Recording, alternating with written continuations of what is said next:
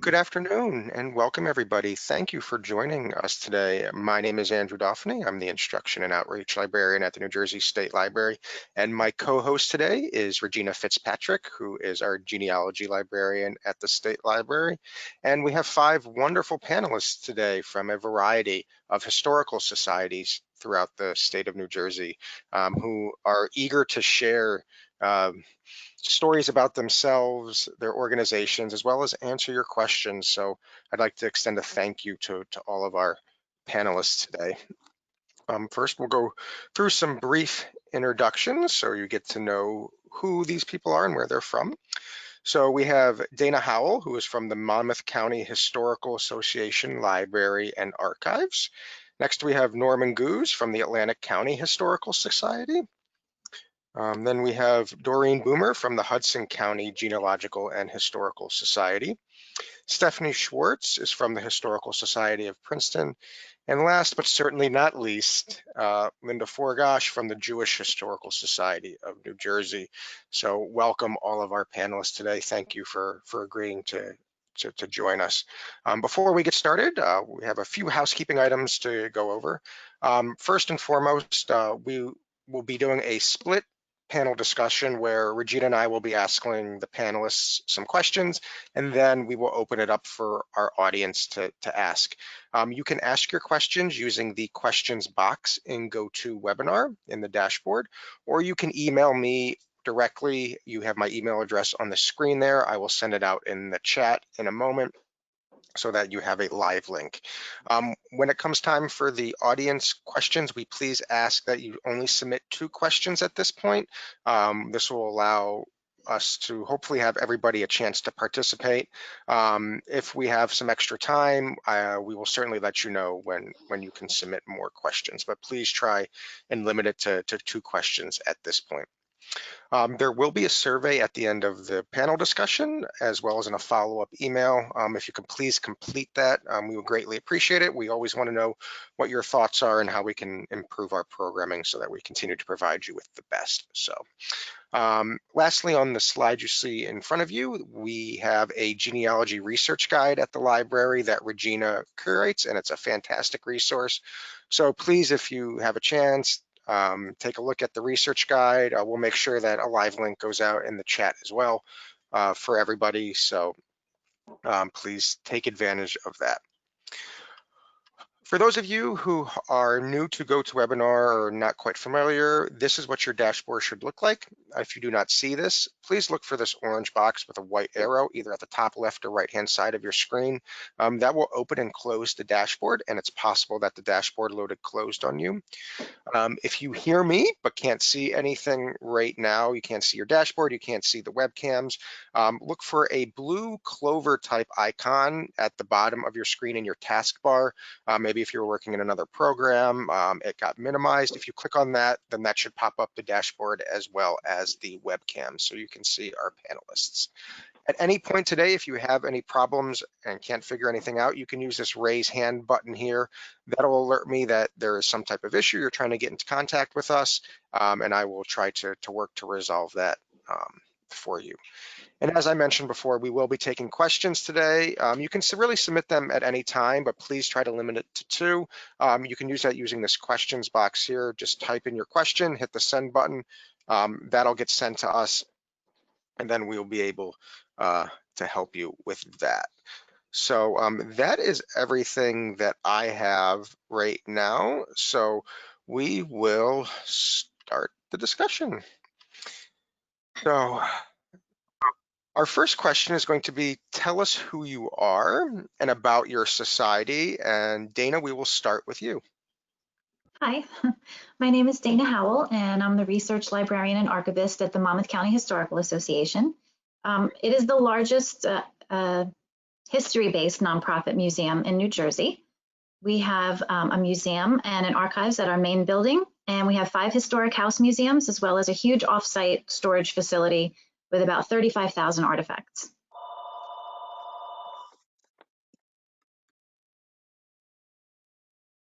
Thank you, Dana. Doreen?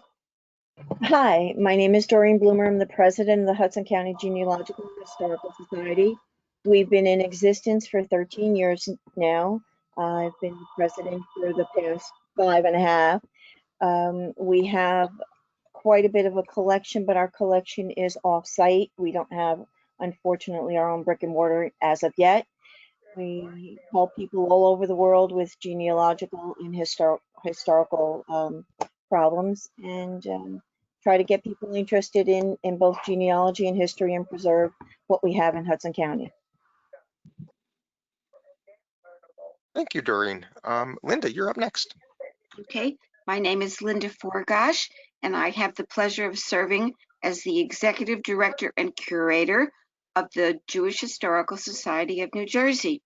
We are located in Whippany, that's 2 P's and 1 N, or in East Hanover, and we have what is unique for a society, maybe not large, but we pack a punch. We have a climate-controlled archive, and we have the unique pleasure of having a first-rate archivist who qualifies with all the SAA qualifications. So everything here is done according to Hoyle. We do document 5 specific counties and store their historic documents, artifacts, memorabilia, photographs, hundreds of photographs. And the counties would be Essex County, Morris County, Union County, Sussex County, and portions of Somerset counties. It is northern New Jersey, but that's what we do document. The purpose of our archives are to be accessible, preserving the history in a most professional way, making it accessible. But the crowning or the icing on the cake was 2 years ago. We took the paper that best represents the history of Jews in this part of New Jersey, and we digitized the newspapers. They were hard copy. Paper doesn't last forever, even if it is in a climate-controlled archive.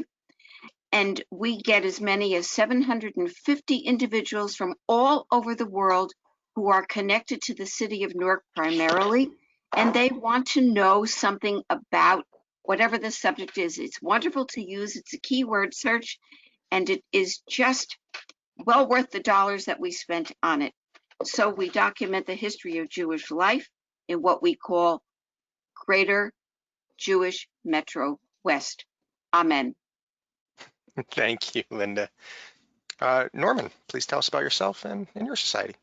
I'm the library director. I suppose it would be the most accurate title. We're a 100-plus-year-old historical society, private, nonprofit. We operate totally by volunteers. Our collection is housed in a almost 9,000 square foot, 3-story building. And right now our collection, including about 5,000 items not yet accessioned, is reaching the 225,000 mark. It's pretty large. For example, we have 34,000 photographs, about 88,000 documents, 75 years of newspapers, all sorts of things like that. We did some statistics during a renovation of our building, and we know that we are about 85%, maybe 80% more accurate in genealogical work and history work. That divided about 3 to 1, and only the museum is really opened and used by tour groups at this particular point. We used to own the Summers Mansion as well, but the cost of keeping up a building built in the 1740s became too much for us many years ago, and we gave it to the DEP. And I'm not so sure that they are happy they have it now, but we're happy they have it. That's pretty much who we are. We are open, by the way. We are open for research and volunteers and interns, and so we have some business going on, but most of it is called catch-up work.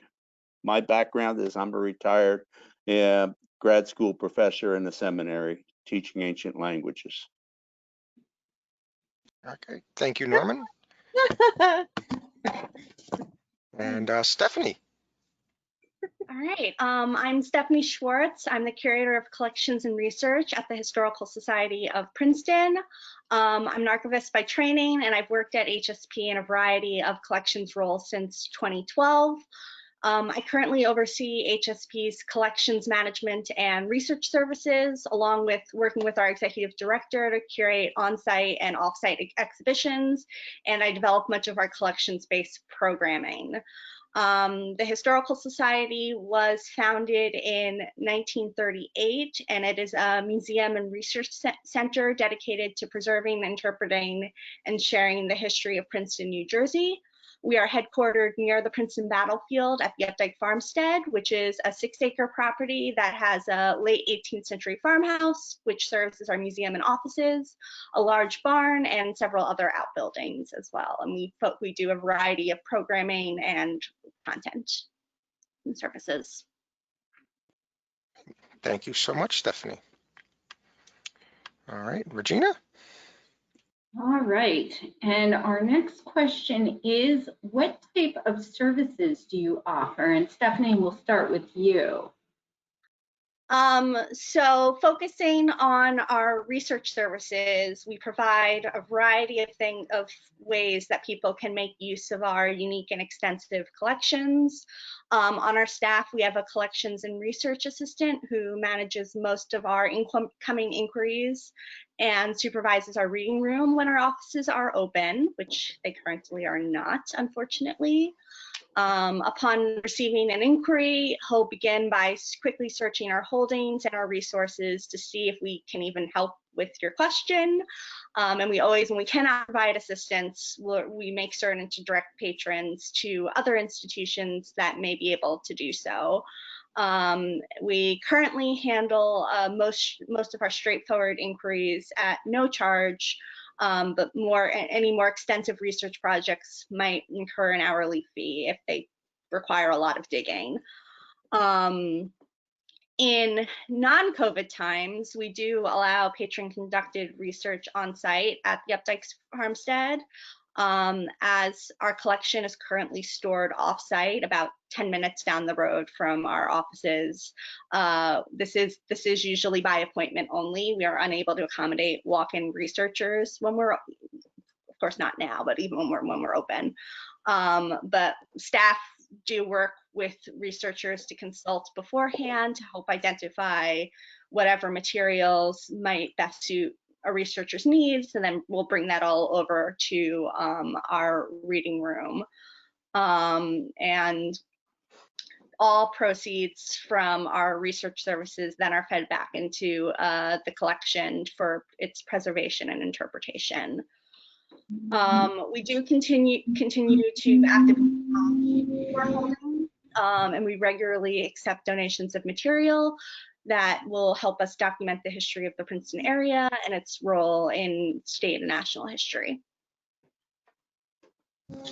Excellent, thank you. And everybody, I apologize if you can hear lawn work in the background. The mowing crews are going around my apartment right now, and they're like right outside my window, so I do apologize. But Stephanie, I have a follow-up question for you, and I'll ask this to everybody else too. What's the most typical research question you usually get? What are people who come to you generally looking for? I'd say most common is house history. People interested, there are lots of historic buildings in the Princeton area, and lots of times we'll have someone reach out to us saying, I just moved to this house, I'd love to learn more about it. Can you tell me who lived here? Do you have any pictures of it? So that's definitely been something we get a lot of. Wonderful, thank you so much. Norman, what type of services does Atlantic County Historical Society offer, and what are some of the most typical research questions that you get? We asked that question a few years ago, as I said, and we found that there really, if we just take the area of research, there are two areas. The one is the genealogical. That's probably about 75% of our business. We were started by the Daughters of the American Revolution, and probably half their local chapter still volunteers for us. And so we do a lot of that, but we have archives from New York, Pennsylvania, Massachusetts, all sorts of things. So we spread out. The other 25% is interesting. There is almost a bit of a drive coming through Stockton College and through some DEP programs for people to do history of the area. I think that's because of the explosive growth of Atlantic City in the middle 1800s and thereafter, and the fact that it became an open city where anything goes. People are they're going back and they're trying to figure out who was here, who was not here, what they did. For example, Stockton has me doing a project on a defunct railroad right now, the Brigantine Railroad that lasted for 15 years. And they'll publish that in their sojourn in all probability. And so they're the kind of things that people do. We don't tend to get curiosity seekers. One of our members, we refer anything that deals with buildings. She's a specialist and a published author in that area. And so I would say it's mainly genealogy. And in our particular area, something occurred which we don't understand, and that's after the American Revolution in 1832, people who were still living were able to submit pension applications. And if you take I-195 as the dividing line in New Jersey, we have more pension applications that have survived for Atlantic County than all the other areas combined. And so when people come in, we now have a new push where people are saying, I'd like to write a mini biography. Yeah, and so that's what we're going to. And we're also getting people who are looking at this large photograph collection we have. In fact, I just had a meeting with some people yesterday. One of the local high schools is where we're going to hire one of their teachers to come in and teach a whole group of us to do restoration in Photoshop, which is probably an insane thing to do, but we don't have financial problems. And so we're in a unique position, but our goal is to get a large enough annuity that my grandchildren will not have to be asked for any money 30 or 40 years from now to run the entire society. And we like it that way because that gives us a tremendous amount of independence. And I'm not a librarian. I'm the person at a grad school that would send people to you to do research. And so there are many times I'm on the phone. We have one of Stockton's librarians on our board that's her job is to keep me out of trouble. And that's keep my foot out of my mouth. And she works hard at that. So I think that's really what we are. We're fundamentally a research thing. We are open to the public when we're open fully. And so everything is on site. It's our vault, for example, is probably 20 feet by probably 15 feet. Now it's not climate controlled, as Linda said. We just put an extension on our building to be handicapped. And when we saw the cost of climate control, we decided financial independence was a more important issue. So we're now in the process of digitizing the entire collection and getting ready to buy the Past Perfect service that allows us our archives to be searched online. So that's kind of where we are. Wonderful. Thank you so much. Linda, same question for you and for the Jewish Genealogical Society of New Jersey. What services do you offer, and what are some of the typical things that people are asking you to do when they come to you for research assistance? So I have to think in an orderly fashion. We have researchers of all stripes who email from all over the world with heavy, obviously makes sense to you, communication. Individuals who write about Jews in America will come to us probably from Israel, but not only restricted to that. When we did open our doors, which by the way, we are celebrating our 30th anniversary effective May 20th, 2020, which is like a big deal. We don't have that long DAR history, but we have some rather interesting members. Maybe I'll name drop them now and I'll just leave it with Philip Roth. That's pretty good. So we do have researchers. We've had people come and research working on Jews in liquor, which could have been found here. Jews and gangsters, or the Jewish social kosher Nostra. and photos that accompany it. We have 4 public forums a year, which of course draw attention to what's in our archives on subjects of Jewish interest in general.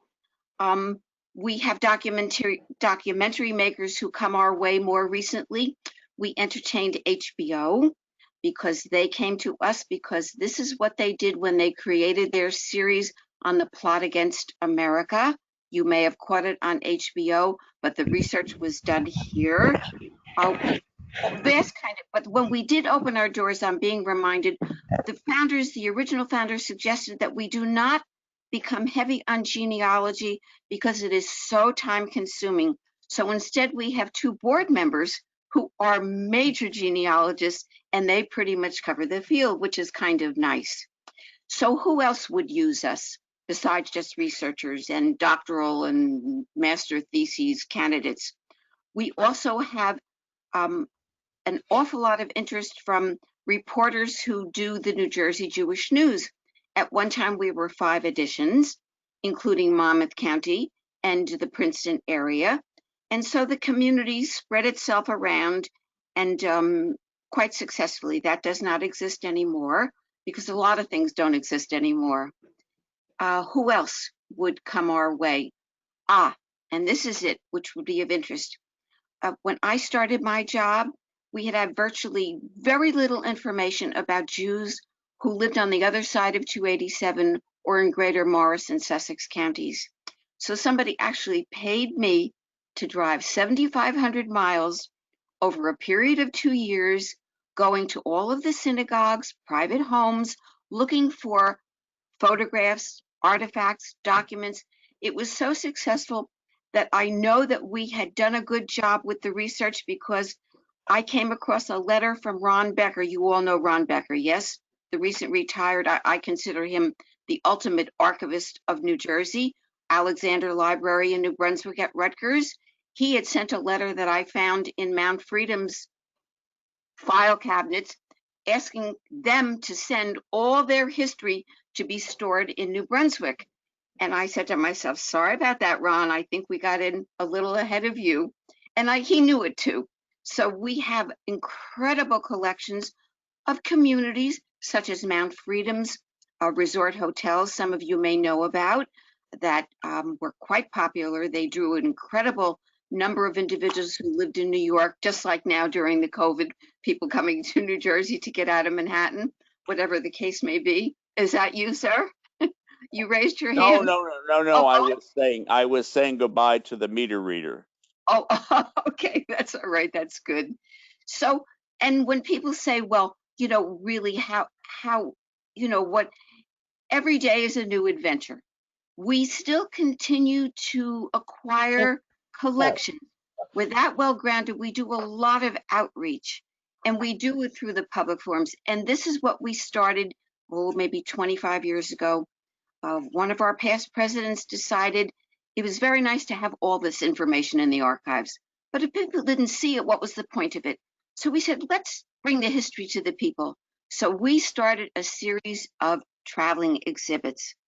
And I'll just name the top 3. Who's minding this store? I bet you didn't know that 3 premier supermarkets in the state of New Jersey, King's still around, ShopRite surely around, and not maybe so much Pathmark, were all started by Jewish members of this greater Metro West community. So Who's Minding This Store came with a complete grocery store that was a project of somebody who lived in the community, and that grocery store was used by us. It was just fabulous. All products from the 1930s, genuine products.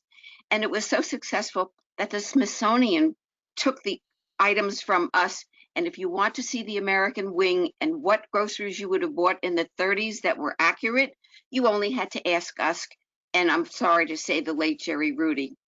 The other one of 3 would have been born at the Beth, Newark Beth Israel Hospital. It is probably one of our largest collections. It is the oldest and only Jewish hospital in the state of New Jersey. And we have their records starting in 1901, the original minutes ledgers written by the doctors who served on staff. And for those of you who could think or not think about it, why did the city of Newark need another hospital, one specifically for Jewish doctors? Because they could not get physicians on staff in Newark's general hospitals, and so the hospital opened. And the third one that has traveled, will re-travel again, has had participation and interest. It was called Weequahic Memoirs, celebrating Newark's legendary Jewish neighborhood.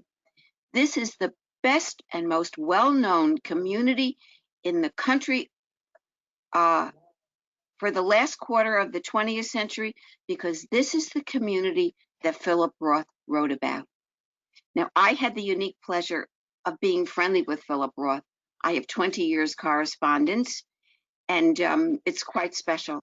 But to my credit, and it's a little self-serving, I am a published author. So where I would connect to Princeton, which I'm thinking about because I have been there, to the museum, etc., is the address 112 Mercer Street. You know what? Who lived on 112 Mercer Street? You know Albert Einstein, yes? Yep. Well, the father of our federation, which is a term you may hear, communities joining together, raising money, and everybody applying for grants, was Louis Bamberger.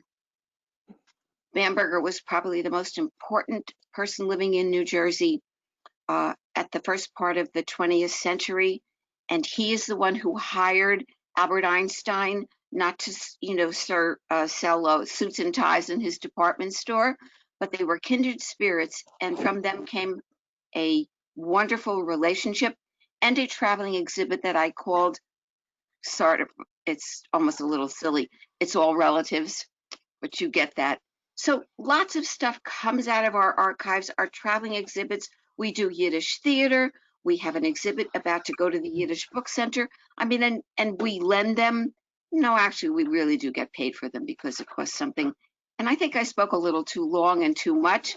But if you want to, and I will end with one thing. Newark had a premier historian by the name of Dr. Clement Price. He was very well known. He passed away, believe it or not, talking about the Jewish community at a gathering at Anshe Emetz, which is one of the oldest synagogues located in New Brunswick. He often said, if you want to know something about Jewish history, especially Newark's, Newark is the third oldest city in America. We'll just throw that in as an aside. If you want to know something about Jewish life in the greater Metro West region, you have to call the Jewish Historical Society and ask for Linda Forgas. She's immersed in it. She sleeps and dreams it. And those of you who would like to know something about Louis Bamberger, there is something published by Brandeis University Press. The book is known as Louis Bamberger, Department Store Innovator and Philanthropist, and you will really learn about New Jersey's my hero. The end. Thank you, Linda. That is incredible, and it was fascinating to hear about the portable exhibits. It's really interesting. Just to quickly interrupt, I'm also, we have the New Jersey State Library archives, and one of our most effective New Jersey State librarians was a man named Roger McDonough, and he and the New Jersey Historical Commission and one other organization, they were all Irish. They called themselves the Irish Mafia, and they really worked well together with New Jersey history. But one of the most effective things that they did to really get funding and public support to promote and create powerful and effective programming for New Jersey history was they created traveling exhibits of stuff that went all around the state, and it was incredibly effective with getting people interested in supporting the tricentennial of New Jersey, which was founded in 1664.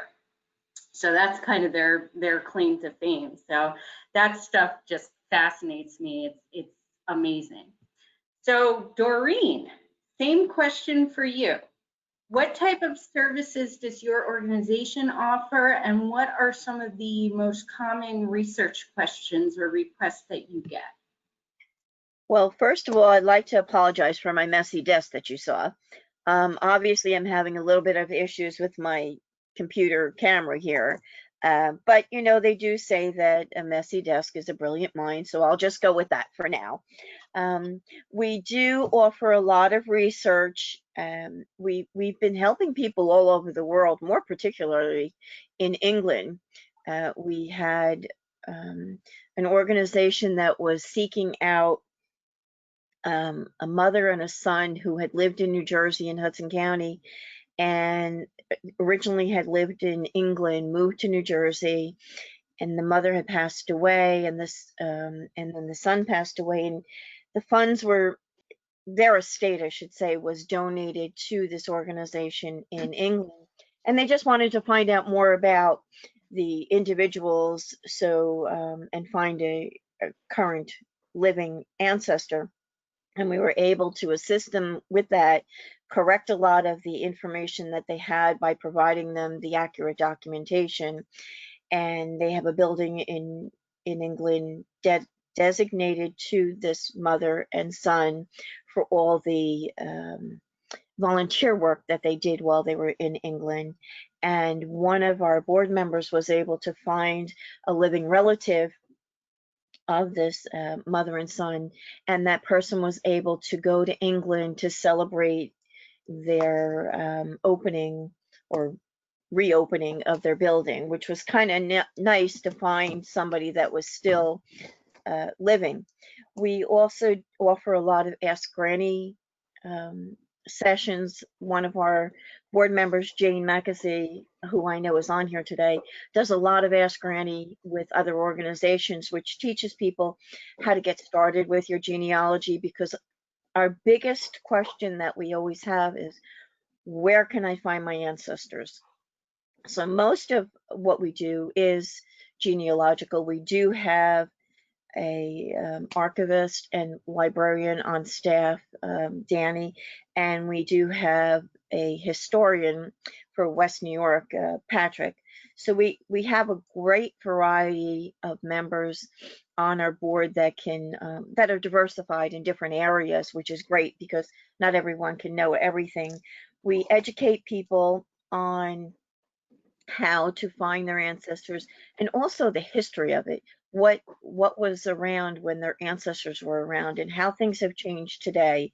We also try to preserve Hudson County. Currently, we completed a project with the Arlington Cemetery in Kearney where we took over the Soldier Circle and we created a database for the cemetery because they were lacking in a lot of the information that they had. There's a lot of headstones that were missing.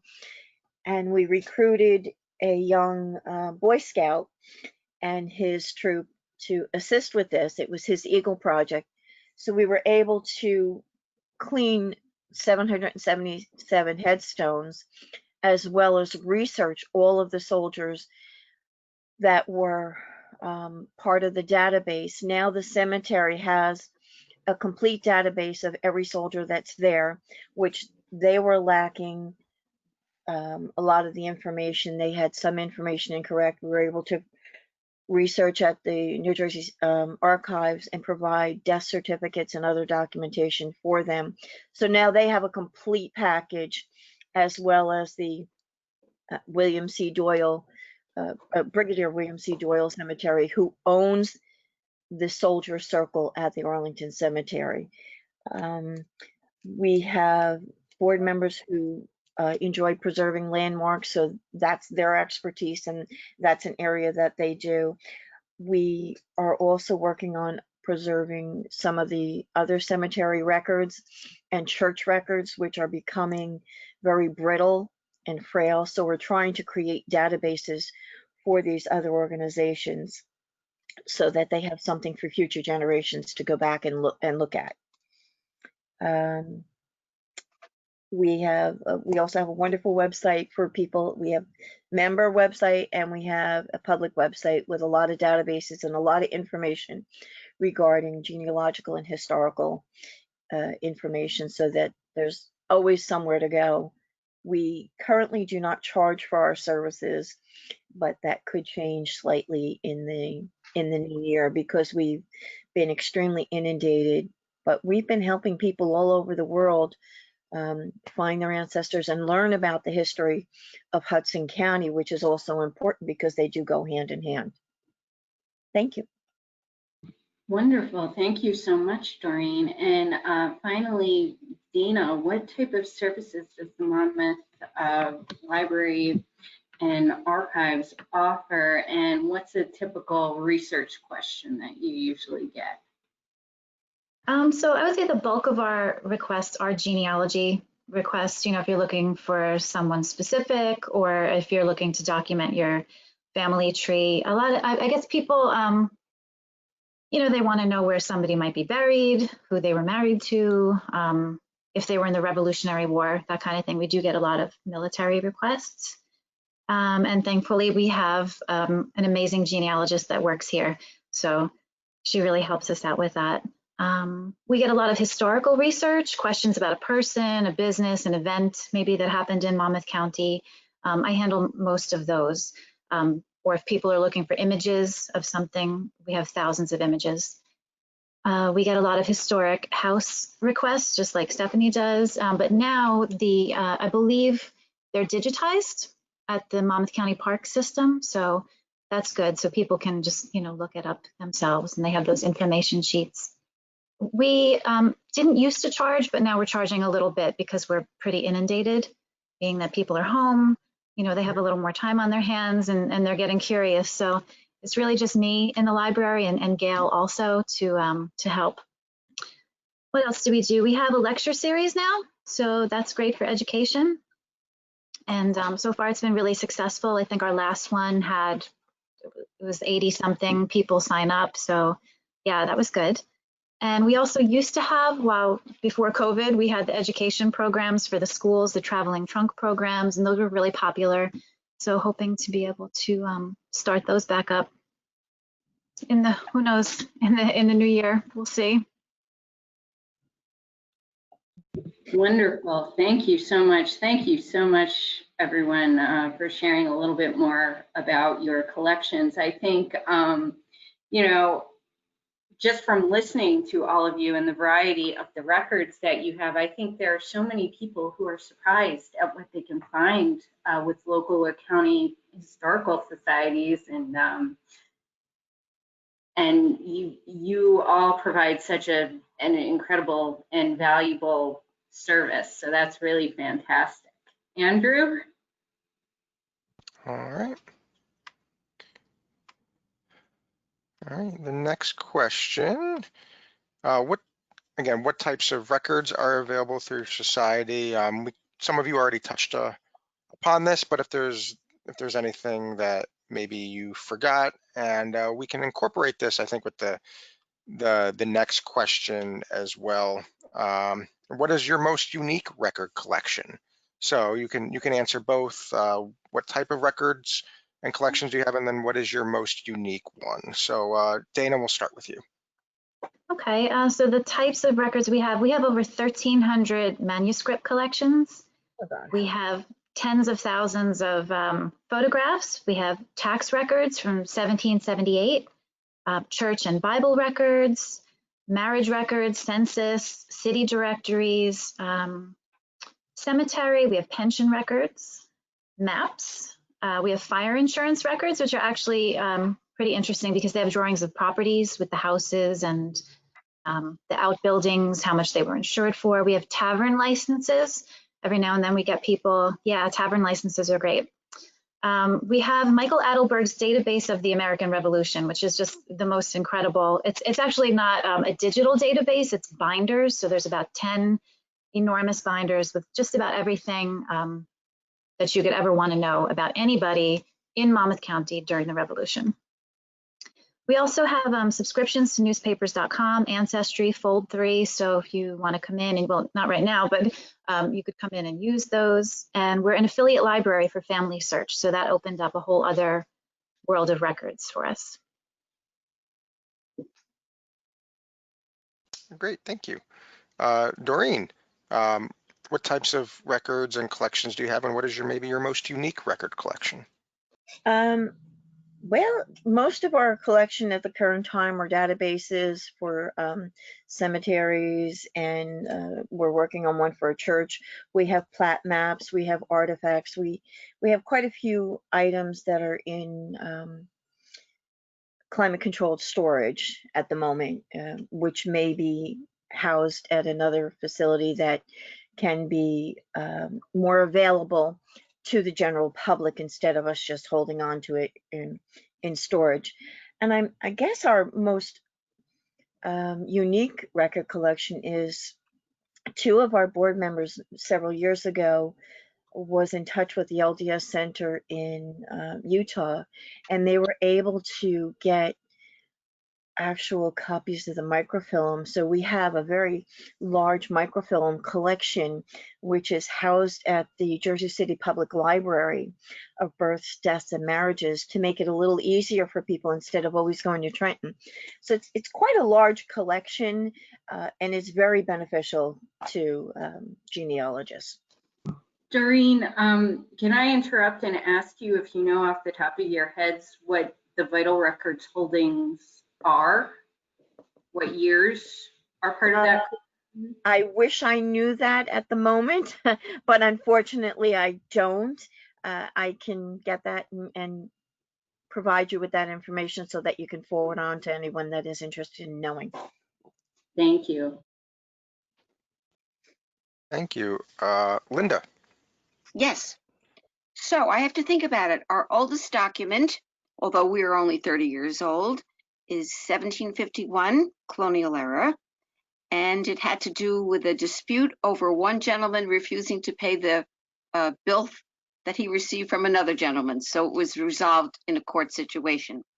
If I thought about all of the collections that we have, I'd have to zero in on the collection of sermons and the relationship and the back and forth communication between Rabbi Eli Pilchik of B'nai Jeshurun and Albert Einstein, who he visited in Princeton on a regular basis.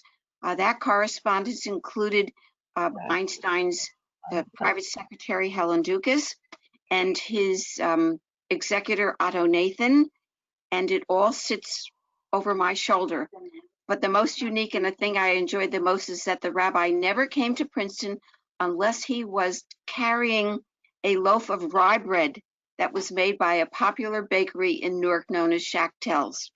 So I thought that kind of stood up because Einstein certainly is a universal subject. I mean, I never could understand how one person could be that brilliant, but we've got it documented here, and we received many additions to it because the rabbi's daughter is a personal friend, Judy Zucker, and so that Einstein connection remains. I would say in terms of collections, this community has maybe 70 synagogues for which we have, and taken in the middle of the night, collections for 50 of them. We do a lot of records management, which keeps us updated. That's also very time intensive. I personally think they're all unique, but more recently, the research that was done to put together the book about Bamberger, who represents such an incredible amount of history in the state and the Jewish community, has now been donated to our archives. And so these papers that were researched no longer exist. They've literally just disappeared, but it was an 8-year project. And our last, when we say record collection, when Jews first came to New Jersey, many of them settled in the city of Newark. They were German Jews, and they were identified by the word Verein. And there were Eastern European Jews designated by Landsmannschaft or Landsmannschaften. The Verein Jews established something known as the IKUV. Now, I defy any of you to follow me when I tell you what IKUV means. It means Israel Kranken Unterstützung Verein. And if you can pronounce it, then I will let you take a look at the records that go back to 1885. We recently got information from someone who really added something to that collection. It is one of our larger collections. but we have smaller collections of individuals, and they were mutual benefit societies. When Jews came, the object was one has to take care of the other. That's a word you may hear if you're familiar with Jewish life. We call it tikkun olam, and repairing the world. Each of us is responsible for each other, and it flows throughout our collections, this idea of responsibility. So they're all special collections, but some maybe more so than others. But if you want to know or see the actual cigarette lighter, definitely politically incorrect at this moment in time, cigarette lighter, carried by Sir Sean Connery, we have it here because the founder of Ronson Lighters gave them to us. And so life is interesting. So you can have an object that's rare or a collection from somebody who's world known. That's it. Great, thank you, Linda. Norman, same question to you. What types of records and collections do you have, and what do you think is maybe your most unique one? Yeah. I think the one that surprises people the most is a collection of 1695 to 1710, maybe, original deeds from Atlantic County written on sheepskin. People are very surprised to see something that old. We keep them in, for the lack of another word, think of the plastic sheet protectors you used in college for reports.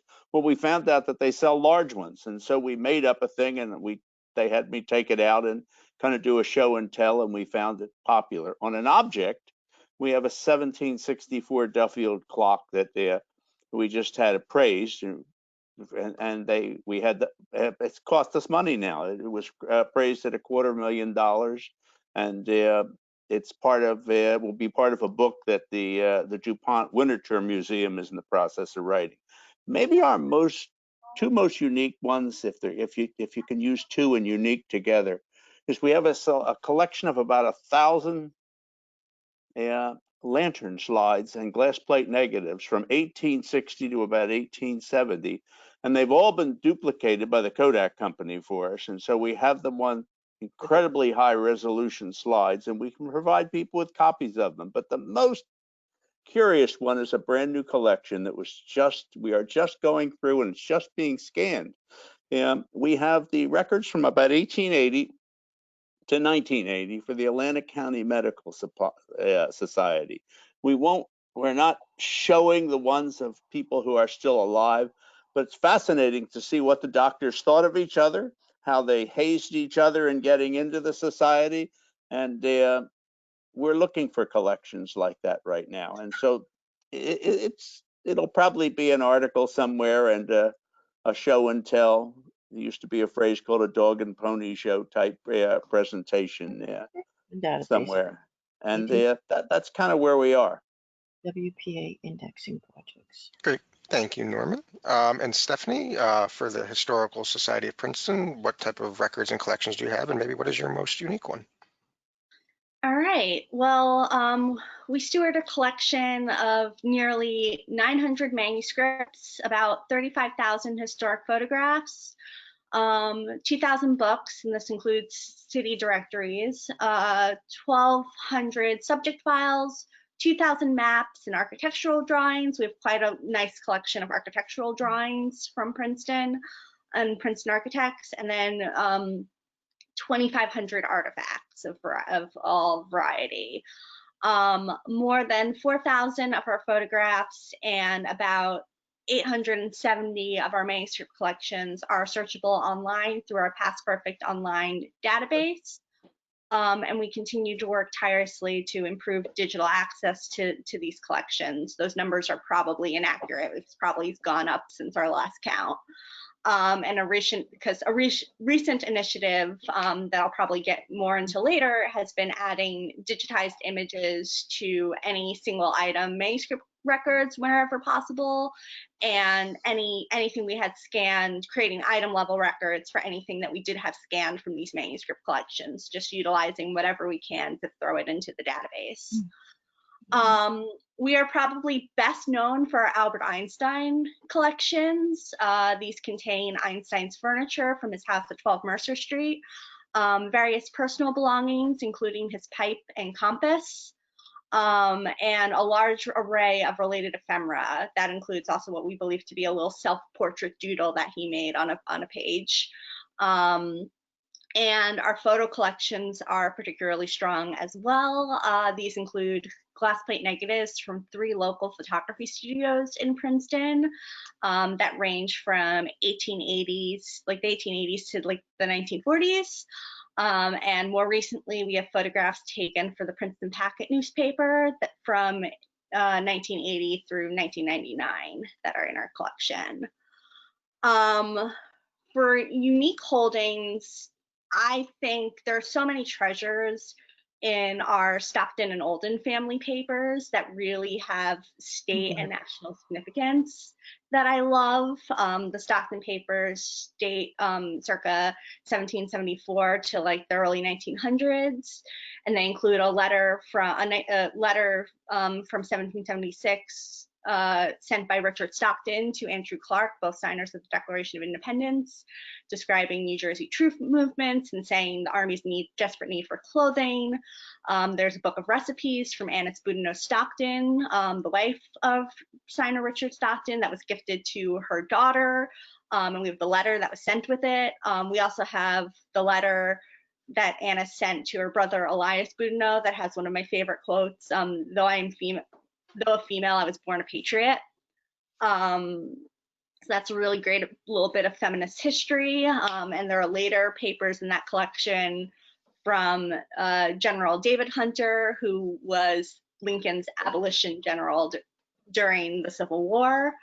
In the Olden papers, those go back to the mid 1600s. So there's some really great deeds in there, but it also includes some of the papers of Charles Smith Olden, who served as governor of New Jersey during the Civil War. And we have a draft notification to the New Jersey state legislature about the dissolution of the Union in there, and a letter from Olden to Abraham Lincoln expressing New Jersey support during the war effort as well. So those are all, there are things in there of such great national significance, but these collections are like 30 boxes at least in total. So and they cover so much of local history in there that it's an endless treasure trove. And then we also recently digitized our oral history collections, and I'm now in the process of cataloging those. And as I go through those recordings, and I realized just the value of the information that they contain. These hold oral histories collected by the Princeton History Project, which was a local history initiative during the 70s and 80s, 1970s, 1980s, that documented the stories of Princeton residents. We have interviews conducted by author Jamie Sayan with Albert Einstein's friends and colleagues, and those have been really great to listen to. And then a load of oral histories from the residents of Princeton's historic African American and Italian American communities that were conducted both for books and for our landmark art exhibitions that highlighted those communities. Oh, yeah. Great. Thank you so much, Stephanie. Regina, we'll move on to the next question. Do all of you have a favorite collection or resource? And Stephanie, we'll start with you. I'll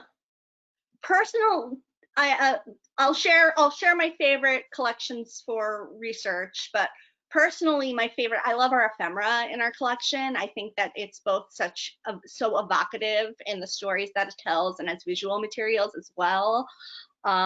So I love our pieces. Like, we have a poster from the 1938 world premiere of Thornton Wilder's Our Town, which was at McCarter Theater, in our collection, as well as a program from when Paul Robeson did a benefit in town for the Witherspoon YMCA in 1932, and some great collections. I love like all the receipted bills that we have on letterhead, and like the stuff like that.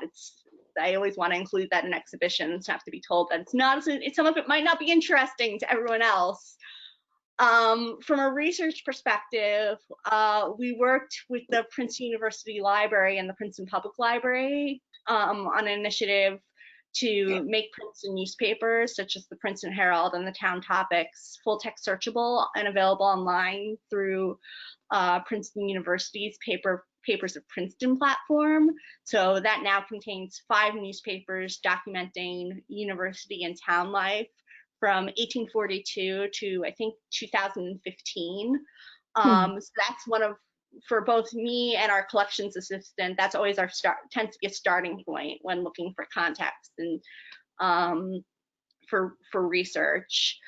And then this database also includes copies of the Princeton Recollector, which was a monthly local history newsletter published from 1975 to 1986 in association with HSP, and it documents Princeton's past through oral history, quotes, illustrations, photographs that were gathered by the Princeton History Project, and all their archives have now been are part of our collection, and the stories that are contained in this newspaper, it's such a wealth of local history information about the different hamlets and towns and local events and local businesses, and it has just such fascinating stories.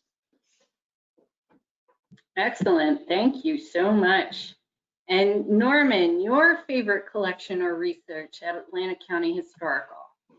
My favorite collection is a relatively new one that we found in the building that we didn't know we had. My background prior to ministry was running a large franchising organization and weighing risk and profit. So I see very few things in terms of rules. I tend to see things in terms of what's the risk, how much is the risk going to cost versus how much profit can the company make, and we make the profit decision. We found a set of aerial photographs from 1946 that probably the state took at some point.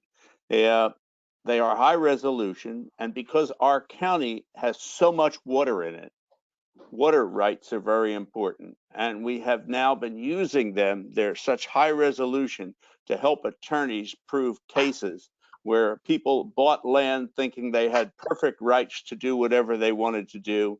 And we find out that Atlantic County in the late 1800s and up to the Great Depression was one string of land scam after another. And so now people are having to go back if they want to put a dock in, whether fresh or salt water, and they're having to find out if they really own the land, and about 25% of them don't. And so the state can't get any money out of it. By the way, their grandfather, they're what do you call it, sundowned out of that, but individuals can. And I've enjoyed that particular collection because we found it with no index. And so we had to take our auditorium, which seats about 100 people, and treat the floor as a puzzle, as a table, and put them all together and make them all fit. And we found that we had every single one of the county, with the exception of a small circle in downtown Mays Landing, which probably doesn't mean that much. But it's just been fascinating to see what the county looked like then and how many people think they own what they really may not own.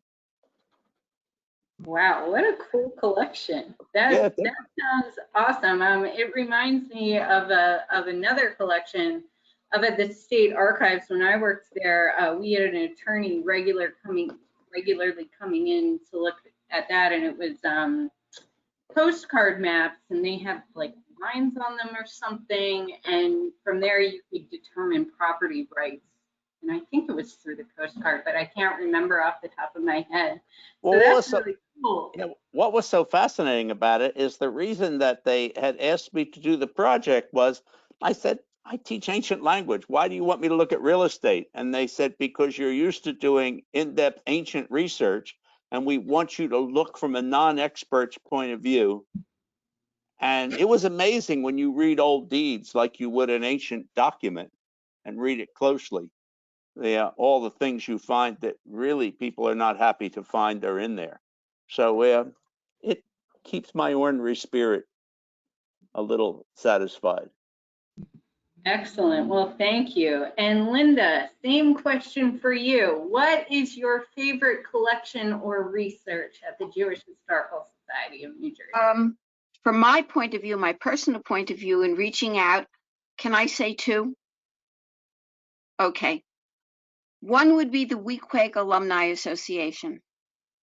Back in May of 2002, a gentleman by the name of Jake Toporek started asking individuals who had grown up in that Newark neighborhood, who were now dispersed all over the country, to send him their memories. When I put together the exhibit, Weequahic Memoirs, which I assure you is quite an accomplishment, we had nothing in our archives at that point. Their memories made it possible for me to put all of it together. And they are an active association. And I'll tell you one thing about it, is that the individuals who lived in this very safe neighborhood really knew how to eat.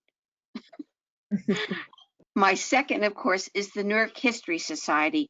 Many may not know that such a thing exists, but its co-founders are Tim Christ, who is attached and the moving force at the Newark Public Library, and Warren Grover, who was our past president and author of Nazis in Newark.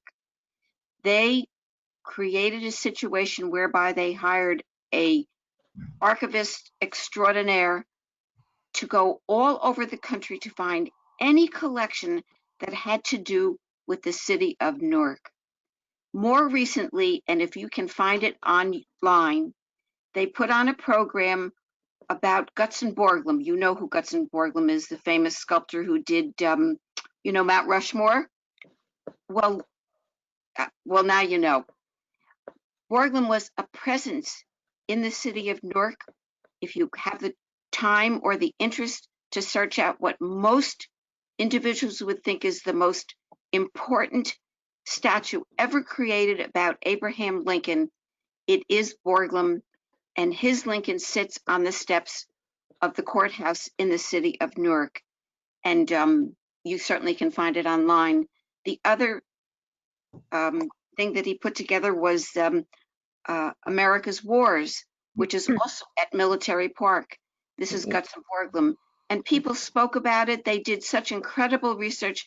I was spellbound. I don't give a lot of time to attending so many things online, but I knew that those monuments would draw me in, and the attention that it got was quite special. So I would say the Weequahic Alumni Association and the Newark History Society, of which I am a member. That is wonderful. See, Linda, every time you talk, I learn something new. I didn't know who the sculptor of Mount Rushmore was. So, well, every day you learned something new. I think it's Truman who said, and I'll quote him because it's appropriate here, the only thing new in the world is the history that you don't know. Harry Truman, in plain speaking. That's wonderful. All right, Doreen, what is your favorite collection or research from the Hudson County Genealogical and Historical Society? Well, personally, I do like the plat maps because they show you what things look like in years when you weren't here from, many decades or centuries ago. But we also have a peg from the Apple Tree House, and Washington and Lafayette had met at the Apple Tree House. So that's kind of a cool item, even though it's just a little peg. It seems to be one of the favorite pieces in our collection that we have. We don't have a very large collection because we are still fairly new. We are acquiring objects and artifacts and documentation from quite a few people as they just don't want it anymore, or unfortunately a member has passed away and they're sending it to us, or our archivist is reviewing everything before we can actually put it into our collection. But I think the most favorite would be the peg from the Apple Tree House. Thank you. And Dana, finally, what is your favorite collection or research? I think For me, and it might sound a little boring, but it's actually our ledgers that we have that date back to the 1600. We have many ledgers, and I always find ledgers fascinating because they paint such a picture about the town, the community. You know, you can see what people were eating, what they were building, what they were wearing, silk, calico, what colors they were, hats, shoes, things like that. You can also see what they were farming and selling. You know, they're not paying in money, they might be paying in wheat or in apples. You can say, oh, maybe they had a, farm or whatever. And I think my favorite ledger of the whole collection would be Alexander Lau, who was a Scottish immigrant, and he wrote phonetically. So when you read his entries, it gives you like an instant Scottish accent, and it's really fun. Oh man, I love that. Yeah, I love when you read, especially old 17th and 18th century stuff, the way the clerk spells a certain thing, you know, that's how they said it. And it's like, oh, Yeah. so that's how everybody back then might have said this particular word. That's always fun. I'm a giant early land records dork, so I almost cheered when Norman mentioned his early original deeds on the sheepskin, because those are my favorite. So thank you, everyone. I'm so happy to hear about the interesting and unique items that you have in your collection. Andrew? Sure. Just kind of a follow-up to what Norman was talking about the aerial. Gary from the Monmouth County Archives let me know that the Monmouth County Archives has an aerial set from 1947, as well as for several other years. So if you're interested, you can always check out that place as well. All right, the next question. How has COVID affected what you do and what your society does? So Dana, would you like to tackle this, please? Sure. Well, I guess the major thing for us was we had just started with the Bruce Springsteen exhibit, which was great because it kind of brought us like really worldwide attention. And it was only up for maybe 4 months or 5 months before we had to shut it down. So we had that ball rolling and kind of just stopped us mid-March. But as far as it affects our research and what we do, now we're getting a lot of remote research requests, and they're just really piling in. And we went from 4 librarians down to 1, so we're really backlogged and can't really have volunteers in the building, obviously. So it's just it backlogged us quite a bit. And we were open just recently for a few weeks, and then we had to shut down again. So I guess it's just going to be playing catch up. Yes, I'm sure a lot of people are in the same situation. Dana, how has COVID affected you and your society? I'm sorry, Doreen. Well, it has affected us in our research. There are many of us that travel to different repositories to try to research for other people who are asking questions. So that's really put a damper on us and provided us a very large list once several of the organizations, such as the archives, opens up again. But on a nicer side of it, we've been doing monthly webinars for our meetings, and it's giving people who may have not been able to go to a meeting physically because they either live further away in New Jersey or they live out of state, or even those that are members of ours that live out of the country, an opportunity to participate in the actual meeting. All of our meetings are podcasts, so our members can go back and review the podcast or any of the handouts from the speaker presentations, but it's not the same as actually being there. So I think that's really kind of nice that other people who may not have ever been able to attend can now attend, and it kind of gives you a different perspective on things. I kind of like the webinar thing. So it saves me driving too, but that's you know. Yeah. Thank you. Thank you, Doreen. Linda, how has COVID affected you and the Jewish Historical Society of New Jersey? Well, our offices are open Monday, Wednesday, and Friday. As long as you give sufficient notice and sufficient questioning as to exposure to COVID that anybody knows, we have had intermittently researchers come in. What it did do was to take our largest fundraiser, oh my goodness, which is called the Lasting Impressions Gala, this year honoring a World War II veteran, as well as the Society at 30 years old. And it put us on Zoom. So I had to take all the moving parts and get permission to come to the building. I had a videographer here, and each of them came with a prepared statement to the history of the society and pleasant things that they wanted to talk about and the honorees.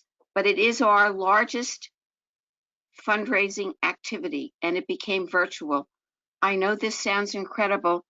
Had we held it normally in a facility that we do use in Livingston, New Jersey, if we figured out the net profits, we made more money online than we did live.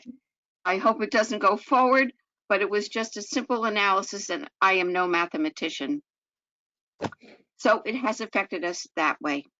And of course, here we are now. We are talking about, here I am on, I think I'm zoomed out is what I'm going to say, but you can pick and you can choose. And so we've adjusted ourselves. Everybody has to make an adjustment, and that's what we have done. You can always get a hold of us online. People email, our website will connect you to our database, our finding aids, you name it, we've got it. We scan, we send, we are accommodating, our hours are generous, and in all honesty, because there are so many people that I have things that I would like to acquire, I don't see my job as a 9-to-5 job, because when someone has what you want, they're not doing it on your schedule. They're going to do it on theirs. So yes, COVID has affected us, but we will be out of it. And you know what? Just the sheer resiliency makes somebody who's an American Studies major look back to World War II, when this country put itself together in the most creative way and won the war. Well, Americans are resilient. And I find that the people that I deal with, they too are resilient. And you know what? We ain't got a choice. Thank you, Linda. Norman, same question to you.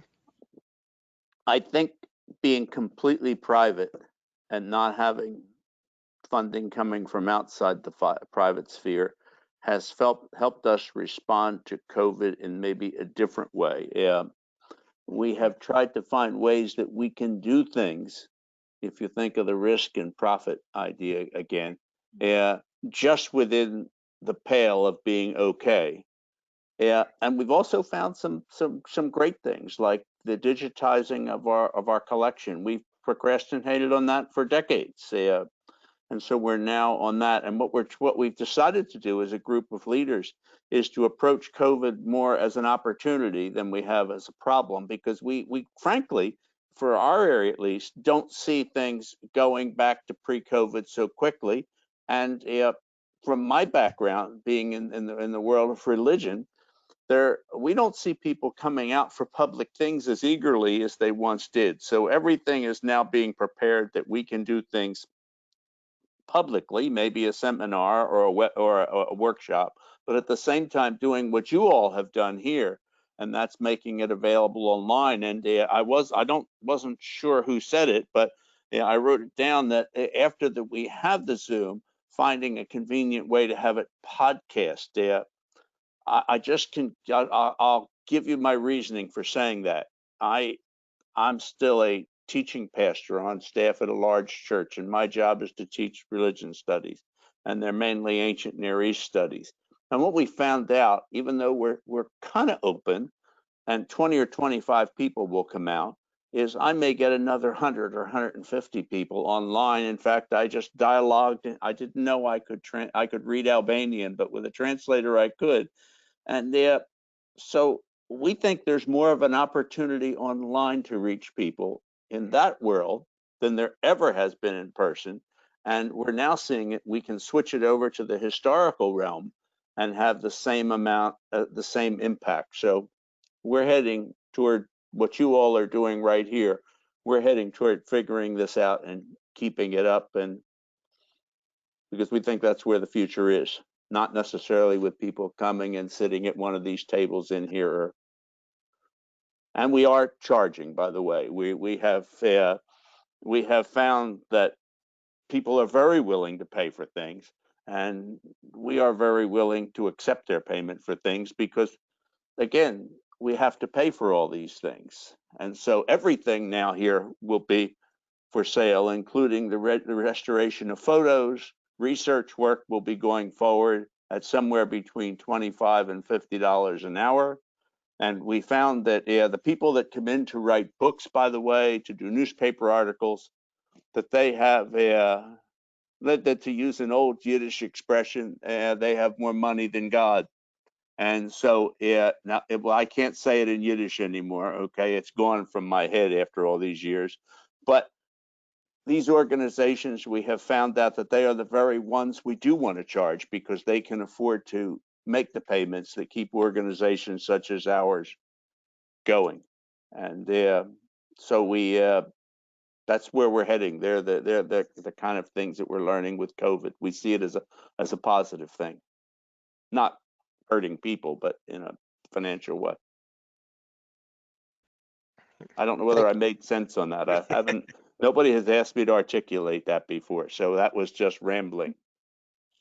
Thank you, Norman. And Stephanie, if you would round out the question for us, please. How's COVID affected you and your society? Our offices and museum are still currently closed. They've been closed since March. So all staff are pretty much working from home. Collection staff, we usually go in to our offsite storage or our on-site location about once a week for maybe a half day to at least access the collection, because obviously it's very essential to what we do and not all of it is digitized. HSP was very, very fortunate to receive an NEH Cares grant this summer, so that really helped us sustain and adapt our services. We've been able to keep all our staff on board. It's given me a really good excuse to, I'm an archivist, so it's given me a really good excuse to focus on our collection and really kick that into shape when the time to do that. I've made it so that way all our digitized collections, finding aids, and inventories now live in a well-organized cloud drive that the staff can search and access remotely. So that way it's there for our programming staff and anyone creating social media content. We then prioritized adding nearly 500 digitized records to our online database, which then makes it our records more accessible to the public as well. And we continue to offer our research services remotely and see those coming in frequently.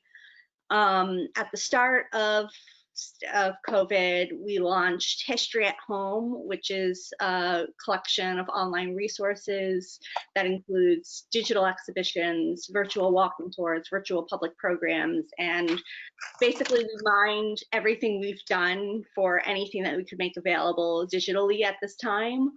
And we continue to develop and add new offerings to that regularly through public programs. We launched another digital exhibition this summer, and a variety of different things like that. This also includes our Collecting COVID-19 initiative, where we ask people to help us document what living in Princeton during the pandemic is like. Participants could collect photographs, documents, and other materials, keep a journal, or record an oral history for our Voices of Princeton project, which is a collaboration with the public library and other local organizations. And we've received some submissions from the community since launching this, and we continue to actively seek out materials of our own as well to document this time.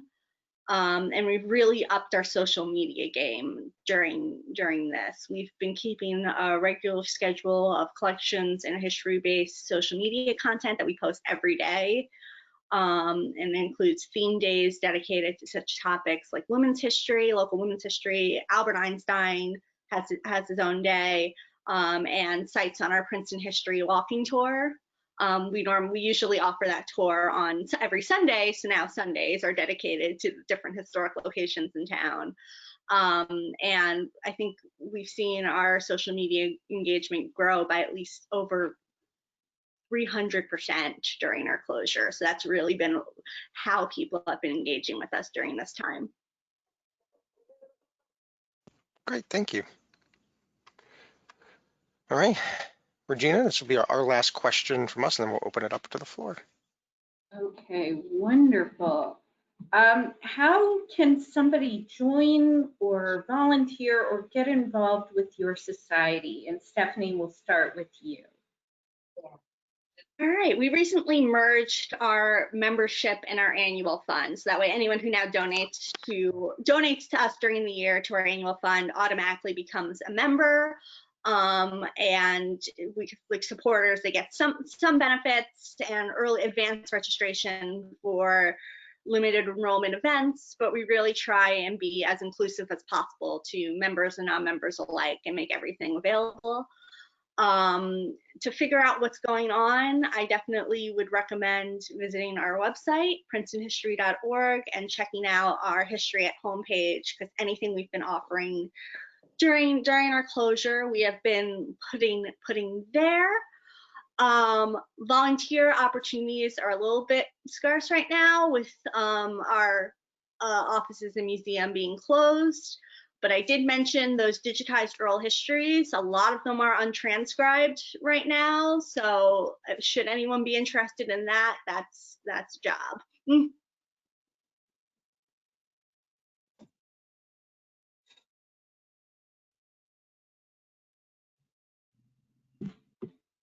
Linda, same question for you. How can somebody become involved in your society? Well, we do a lot of outreach, and when they're willing and they have space, we always have a photo and a caption in the New Jersey Jewish News. And invariably, most of them will say, to become a member of the society, please contact and the necessary information. And of course, this is the age of websites. And so you can become a member. We take credit cards, we encourage people, and it's easy. In fact, all of you are invited to become members. Thank you so much, Linda. Doreen, how can somebody join or become involved in the Hudson County Historical and Genealogical Society? Well, if you know any of us, you can just contact us directly. We attend a lot of different events, and if we have a table out, you're more than welcome to join at that. But probably the easiest way is to go on our public website, hudsoncounty.njgenealogy.org, and there's a link there that you can just go on and click on and join right there over the internet. You'll receive a tutorial from our wonderful webmaster that will guide you through everything. And we also post our meetings in the Jersey Journal every month. So that also gives you another way to contact us. Yes, Linda. And just for a bit of levity, but maybe it's not a bad idea, I think I'm going to create a mask that says, join the Jewish Historical Society. It's not a bad idea, and I won't penalize you as if to say you broke the copyright rules. I don't think it's a bad idea. No, that would be great, especially if you're doing something like outdoor programs or something like that. That would be something fantastic to advertise. I agree. That's wonderful. And Dana, finally, you, how can somebody join or support or volunteer with the Monmouth County Historical Association Library and Archive? Okay, so if you want to join, you can go to monmouthhistory.org, and if you go under the membership tab, it'll tell you all about that and the membership perks. I think you get a free hour of genealogical research, free access to the library and archives, which you kind of have remotely anyway, and some museum perks when we reopen. But if you'd like to volunteer, there's also a donate button. If you don't want to join and you just want to give a little something, there's a donate button. But if you'd like to volunteer, the only opportunities right now are for transcriptions. So we have an oral history program. It's called Digital Diversity. where we're sort of collecting oral histories from underrepresented communities. We did the LGBTQ community, and we're moving on to the African American community now. So I think there's still a few left from that first phase. And then from our Remembering COVID-19 project, we have hundreds of questionnaires and submissions that are going to need to be digitized and organized. So that's an opportunity as well. So you could just email us at Dana D. Howell at monmouthhistory.org, and I could help you if you'd like to volunteer that way. Oh, wonderful. And it's great that people, I know Doreen mentioned the cemetery restoration project. There are transcription opportunities. There are opportunities to submit to COVID living history projects. And I think that's wonderful. And it's a really great way for people to get involved if they have a passion for history or genealogy or anything like that. Because I know, unfortunately, we at the state library don't have like a volunteer program, and people might not be in the area anyway. So it's great that there are local history organizations where you can get a lot more involved and learn a lot more about local and regional history as well. So thank you so much, everyone. Andrew? Yeah, we'll open it up for everybody. Again, you can submit your questions using the questions box in the webinar or to webinar dashboard. You can email me. My email was in the chat. We're asking that you limit to 2 questions, and we're going to try to get to everybody's questions. But if we don't get to yours, and if you maybe want to ask a more personal question or a targeted question to one of these, you can see everybody's names, organizations, and the contact information there. So they would be happy to help you. So I'm going to start off with, do any of you charge for your research services? I see Norman has left us, unfortunately. Not sure what happened there, but I know Norman said that they're charging about, maybe $25 to $50 per hour at this point. And we'll extend this to the rest of you. Dana, are you charging right now? So if it's a quick lookup, no, we typically don't charge. But if it's something more extensive, like genealogical in-depth research, where we're going to have to go into collections or into reference books and things like that, it's $35 an hour. Okay, thank you. Doreen. Currently, we are not charging, but starting in January, we will be. Each member will be entitled to 2 free easy lookups per membership year. Beyond that, it will cost them $6 per document or $15 per hour. Anyone that is not a member of the society, they will be charged for the services as well. They're minimal charges, but it's just because there is a lot of travel involved for some of the research. And we do get a lot of inquiries from out of state and out of country. All right, thank you. Linda, are you charging? Yes, we charge for scans, and our archivist has an hourly rate. She bills at $50 an hour, and because over the years of 22 years of getting to know about the community, I am somehow viewed as the community historian, and my knowledge is usually far more extensive. I do charge $75 an hour. Okay, thank you. And Stephanie. If we get something straightforward, we typically offer what we say is like the first half hour of research free, which then if it's a quick question, we'll answer it then, or we'll at least try and gather all the resources we have on a topic. After that, should a patron want to continue, we charge $20 an hour for anything more intensive. And when we're open, it's $20 per appointment, and this covers the staff time to research, select, and pull relevant materials. Okay, great, thank you. Regina, the next question. Okay, Andrew, I may need you to help me with asking the first one because I'm having trouble with my question pane. I can see one question. That's all, and it's very specific. Okay, very good. I can certainly take over.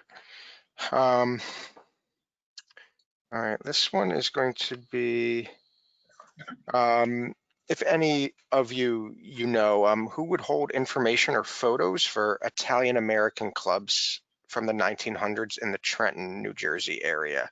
I'm not sure. It might And I be, can also take a stab at it too. yeah. So if any of you have any insight into that, please share. We didn't have any historical societies from Trenton join us, so I don't know if any of you might just have an inkling on that question. And Jen. Andrew? Yeah. Oh, I wasn't sure if I was muted or not. I don't know if the Italian Gen website would have anything other than databases, but it would be something worth looking into. If not, they might be able to direct you as to who would hold photos. My personal guess would be if you contact the Trentoniana room at the Trenton Public Library. They have a lot of Trenton ephemera.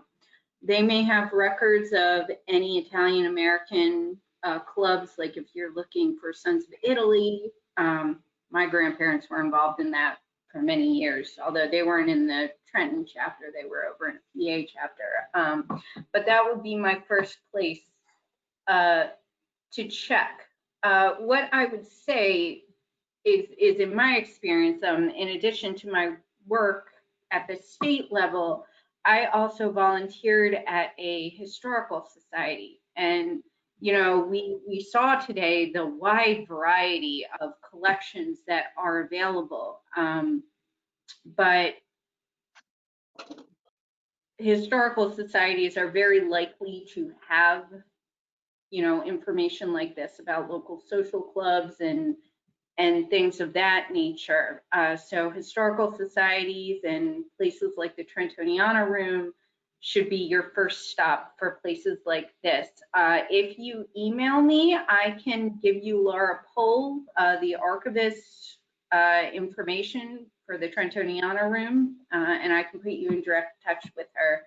So just send me an email, rfitzpatrick@njstatelib.org. All right, thank you. Next question, which historical society covers early Morris County? There is a Morris County Historical Society in Morristown, so you can just Google that. But I don't know if anybody else has any other information on that, Linda. Well, yes, obviously from the Jewish perspective, but there is a book out that's called The Jews of Morris County. It was published in 2006, and it documents all the research that was done by the outreach director at that point. And the net result was something known as the Jews of Morris and Sussex, a brief history and source guide, very unusual for a historical society to expend that kind of financial commitment. But this is how all of these items about Jews in Morris County early on. So the earliest ones that I document where they were peddlers, they came to Morris County in terms of Jews, and we're talking 1905, maybe a little before that. There's somebody by the name of Carl Scherzer who wrote about early Morristown's Jews. But that information, if you're interested in early Morris County and the Jews that settled here and now have 100-year synagogue histories, you can get that information from our website, including, I would show you the copies, but nobody's shown anything, so I'm not going to do that. But if you contact me, I will go to the ends of the earth because it is such extensive research, and you never know, one thing leads to another. But yes, early Morris County is right here at the Jewish Historical Society of New Jersey. All right, thank you. This is going to be specifically for Dana. It's two questions, but they're very similar. So somebody was asking if you could talk about where one could find land, probate, or vital records on persons living in Monmouth and Ocean counties during the early 17 to 1800s. And then in tandem with that, do you have records for the parts of Monmouth County that became Ocean County? We do have some of those, yeah, from early Ocean County. But I think that the Monmouth County Archives has most of the land records. If Gary is on this call, I think, yeah, I believe they might. And if they don't, then that would be New Jersey State Archives, correct? Yeah. Yeah. Although I would point out that there are no official civil state vital records until May of 1848. So when you're dealing with pre-May of 1848, you're looking at religious records for vital records. Yeah, and we have some here and there, but they're very sporadic. It's not like a comprehensive compilation. All right, and yes, Gary commented, yes, the Monmouth County Archives has the deeds and mortgages back to the 1680s. Right, okay. But could I add just one thing that I Sure. forgot about in terms of the Jewish perspective? I just realized that I can document Jews in Morris County in 1865 at the time of the Civil War, because there was a very successful family by the name of Sire, and they sold remounts to the Union Army. So I don't know why I forgot it, because just a lot to remember. And Linda, could I ask you just to kind of amend onto this from a Jewish religious records perspective? I know you said that you had records for 50 out of the 70 congregations up in that regional area. What do Jewish vital records encased in the religious records kind of look like? What kind of information will they give you? Here's the thing that we always look for, rather than being long-winded. The primary object of anything that we would look into has to do with minutes ledgers. That's the number one consideration. People may agree or disagree with me, because the minutes ledger of any organization explains the rationale for why they did what they did. And then one thing leads to another. But I would say that we do have minutes ledgers, and that to me is primary. And then we have business records. We tend not to keep them because they just become overwhelming. And I'll leave it at that. Minutes ledgers. Okay, excellent. Would the minutes note something like, I, the rabbi, performed a marriage between blank and blank, or something like that? It might. The one that interested me, however, and this is like almost allowing for the world we're living in, was a stipulation for Pine Brook's Jewish Community Center, which is still in existence now, more than 100 years. Its minutes ledger said that it would not welcome members who were divorced. Oh, that one really, allowing for the world we're living in now, I don't know, it just stayed in my mind, and I said, what's with these people? But okay, it was their business, and it was not mine. Thank you. All right. Somebody was asking, are any of these historical societies sponsoring any webinars on local history? Stephanie, are you sponsoring anything?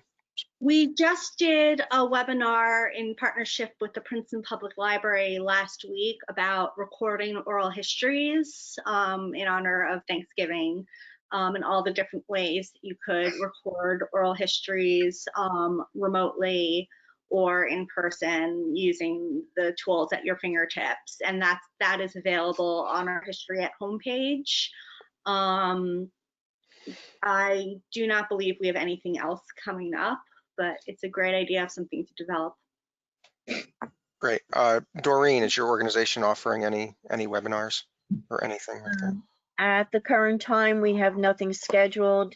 Jane Mackesy from our board just recently did an Ask Granny webinar with the Jersey City Public Library to, encourage people to get involved in their ancestors and their history and whatnot. So that was the most recent thing that we had, but nothing on the agenda at this time. Okay, And great. Thank Dory, just a quick follow-up. When people join the Hudson County Genealogical and Historical Society and they attend monthly meetings, do you usually have a lecture or presentation associated with that? I would say 99% of the time we have a guest speaker. We very rarely don't. And if we don't have a guest speaker, we have a round table so that everybody can ask questions and we can help them with their brick walls. But most of the time it's a guest speaker on a variety of topics. It's not just genealogical or historical. It's just a wide variety. Our upcoming one for this month is going to be regarding DNA, and we have the most famous Judy Russell that will be presenting it. So yeah, it's a lot of different topics, and it draws a lot of people in. We've gotten a lot of new members just by having these various speakers come and present for us. Linda, are you guys offering anything? Well, going back to the subject of, let's just call it public forums or speakers. I've lined up a reporter from the Financial Times who came to us because he wanted to know why the builders of New Jersey, meaning the Kushner, like as in Jared Kushner, the name should be familiar, or the Halperns or the Wilfs, or those individuals who came and settled in Elizabeth and were able to shed their Holocaust experiences and take the world by its hand, because they figured if they could survive the Holocaust, there wasn't anything that they probably couldn't do. So apartment complexes and major buildings and senior facilities and Jewish community centers and whatever these builders put their mind and attention to, this was a story he wanted to tell, and it was published. And he has agreed to speak about how they have become successful. And the reason that we are united, and not, once again, just because we are both Boston Celtic fans. So we'll go to the next step. I have a speaker who, with all things being considered, will be the new CEO of the Newark Museum. I have a speaker lined up for Jewish women in film. I have another documentary that was made before this World War II veteran Bob Max passed away several months ago. It was done by Backpacks for Life, and it entered into a film festival competition, and he's given us permission to show it. We will show it around Memorial Day because we're talking about Bob Max. Just to let you know, he was the last living American to fight at the Battle of the Bulge, to be captured by the Germans and put into Nazi slave labor, and it is his story. And so those are the four that I'm working on thus far, and I probably could think of a few more. So we will have a program every month that people will we will advertise it and promote it, and we'll go from there. Okay, thanks. And Dana, is your organization offering any virtual Yes. learning? Yeah, my battery is going to die any second, so if I disappear, I'm really sorry. We do have a lecture series. It's called Historically Speaking, and it's the third Thursday of each month. So we're lined up for about 6 months. We have Rick Gefkin. He's going to be talking about all the people who have documented, or the top 50 historians that have documented Monmouth County history. Michael Adelberg, who is an amazing expert on the American Revolution. He's going to be talking about the riots that shut down the Monmouth County courts during the Revolution. John Fabiano is going to be presenting his research on who he feels is the real Molly Pitcher. And we have a few more. We have our curators, Bernadette Rogoff and Joe Zemla, and they're going to be talking about, Bernadette's going to be covering the Freehold Young Ladies Seminary, which was a very interesting school right here in Freehold. And Joe is going to be talking about some of the, what's the word I'm looking for? His discoveries at Marl Pit Hall of slave artifacts, which is pretty incredible. So that should be really interesting. Great, thank you. Where would I start to find information about an ancestor from Bergen, New Jersey? I believe this person was in the Revolutionary War, so how would I go about verifying that information? So if anybody would like to take a stab at that one. You want me to do it? All right. For any New Jersey state level records, you need to first look in William Stryker's Officers and Men of the American Revolution in New Jersey. That will list anybody who served in county militia or the Continental Line, which was the Federal Patriot Army at that point. If you find your guy in there, and this is just an alphabetical listing, so if he has a common name, you may have several possibilities. Then you can write to the New Jersey State Archives and get his military records. Even if you don't find him in Stryker's, it is worthwhile to still write to the archives and see if he had any kind of service records. I will warn you, military service records do not have biographical details.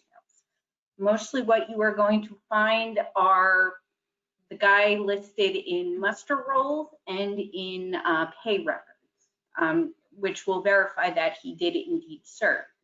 Not everybody who lived at that time did serve in the Revolutionary War, or they served in untraditional ways. So just by paying taxes a certain year, you can get into DAR just because your ancestor paid, because proceeds of that tax benefit went to the Patriot Army. If your ancestor was a resident of Bergen County and was selected by the sheriff to serve on a jury, you can get into DAR. If they signed a petition in support of the cause of independency, you can use that to get into DAR. And these would all have been civilian roles that required no Army or militia service. In addition, somebody may have served in a civilian capacity, but served the Army indirectly, serving as a teamster for the Wagon Master General's Department, where they ferried goods for the Patriot Army or the county militia. That's another way that you could get in. Those guys, though, will be recorded in Stryker's under the Wagon Master General's Department.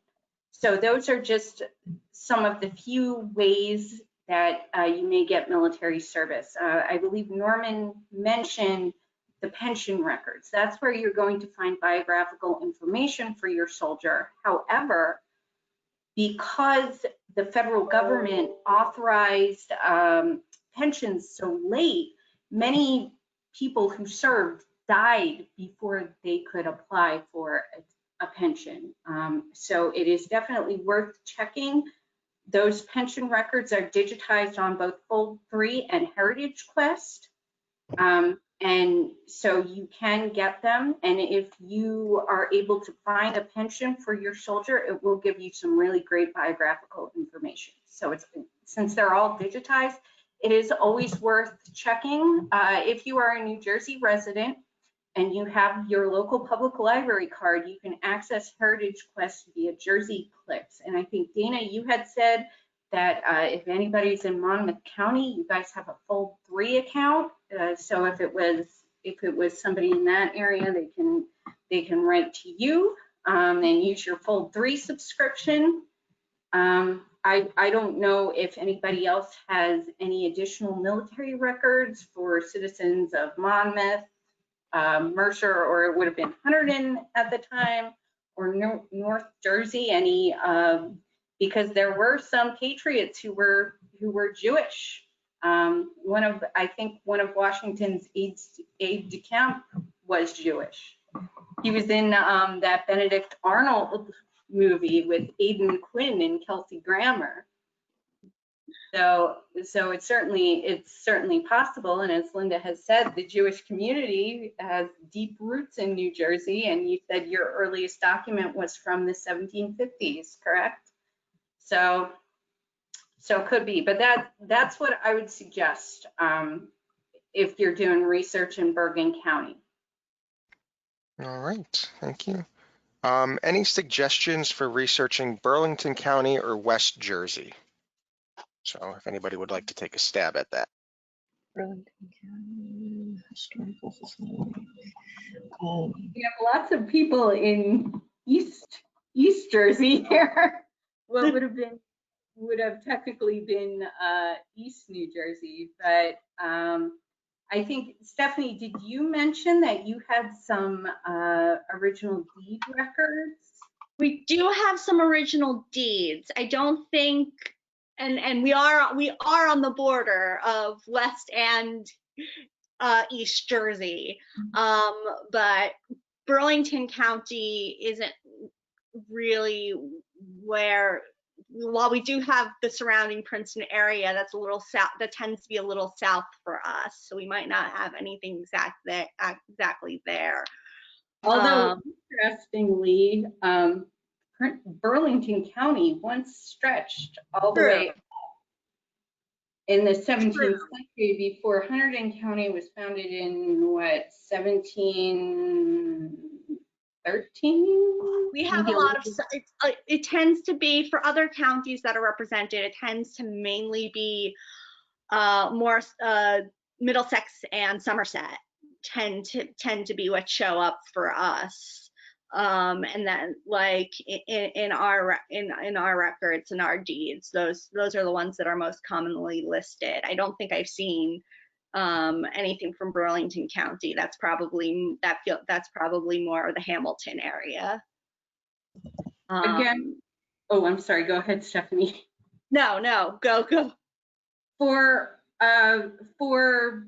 early deeds, I would recommend going on the State Archives website and look at the early land records database. Those include colonial era deeds. I did a lot of transcribing and abstracting for that database when I worked for the State Archives. It's an incredible resource, and you can order records right from the State Archives for land records at that time period. There are several also excellent books published about the history of Western New Jersey. If you have any questions about those, unfortunately, right now, the State Library is not loaning anything from our collection, and members of the public, while we do lookups, members of the public don't really have direct access to our collections. But if you had any particular questions about the history of West New Jersey, we might be able to help.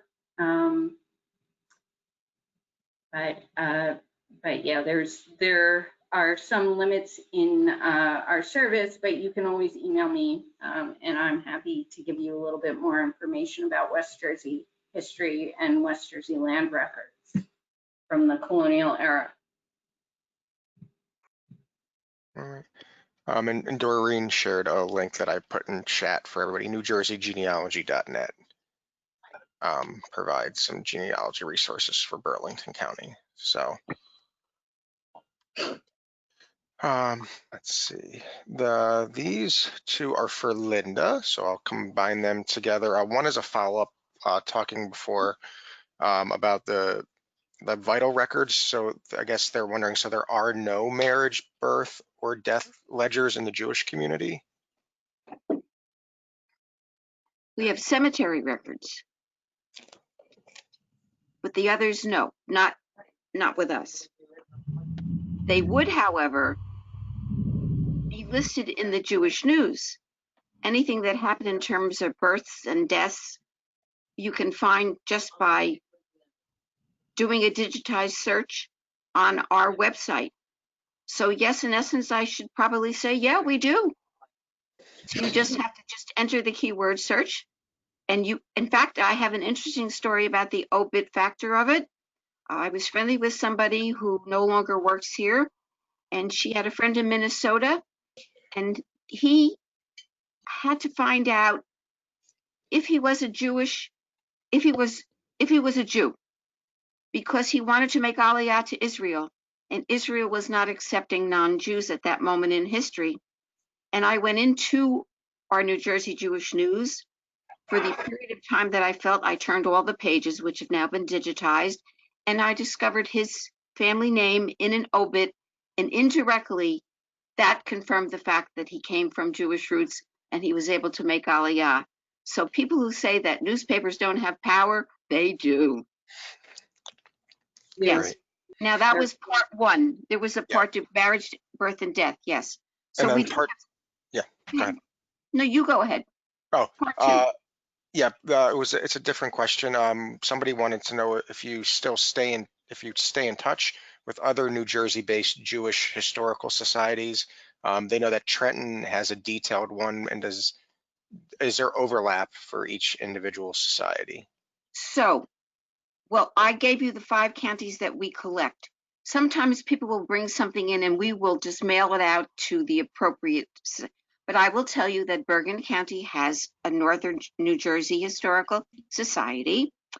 Central has a historical society that's located in the synagogue Anshe Emet. Monmouth County also has one. But here's what has happened, and those are the only ones that I can think of now in terms of Jewish history. This is a little self-serving, but we are, believe it or not, the gold standard.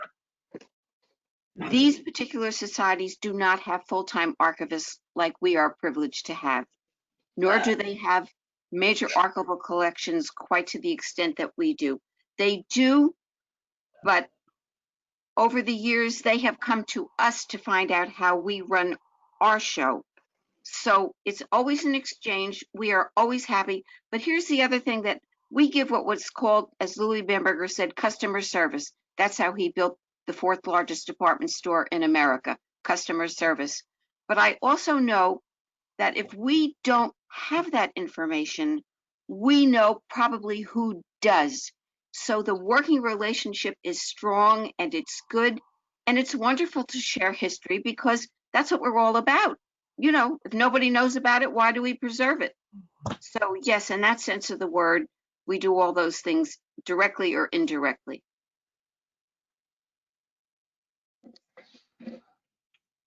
Okay, great.